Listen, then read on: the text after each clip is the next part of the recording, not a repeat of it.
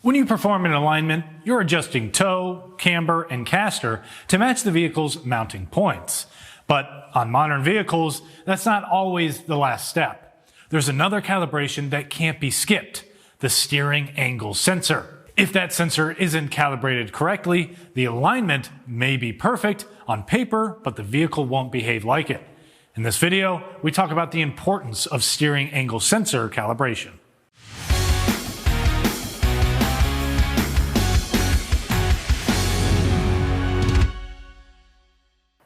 The steering angle sensor does more than tell the vehicle where the wheel is pointed.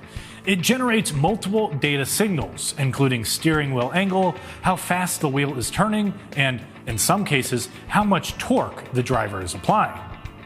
ADAS systems rely on that information for lane keeping, stability control, and collision mitigation. Today's sensors are so sensitive that they can tell if the driver is barely touching the wheel.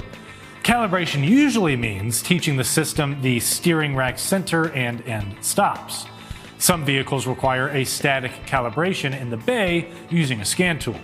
Others need a dynamic calibration during a drive cycle, sometimes initiated by the scan tool.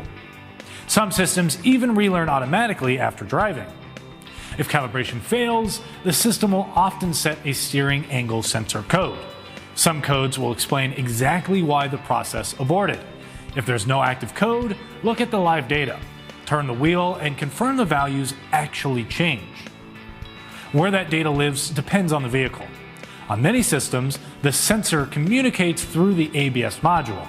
Vehicles with electric power steering often route the data through a steering control module that talks with the engine and stability systems over the CAN network. Some vehicles even use a sensor cluster that communicates on its own. Scan tool data may show steering angle in degrees or as a numerical value that doesn't use 0 when centered. Service information matters in this case. Some vehicles also require calibration of a motor position sensor in the steering rack itself. If the steering angle sensor isn't calibrated, ADAS features can misbehave. Lane departure warnings may activate when they shouldn't, or the system may attempt to steer the vehicle incorrectly. For your shop, this comes down to process.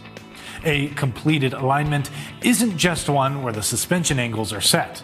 It's one where the vehicle's electronic systems agree with the mechanical work you just performed. Remember, steering angle calibration is part of finishing the job correctly and shouldn't be looked at as an optional add-on. For more tire and service videos, don't forget to follow us on Instagram, Facebook, and subscribe to our YouTube channel. I'm Christian Hinton, coming to you from the Tire Review Continental Tire Garage studio at Babcock's Media. Thanks for watching.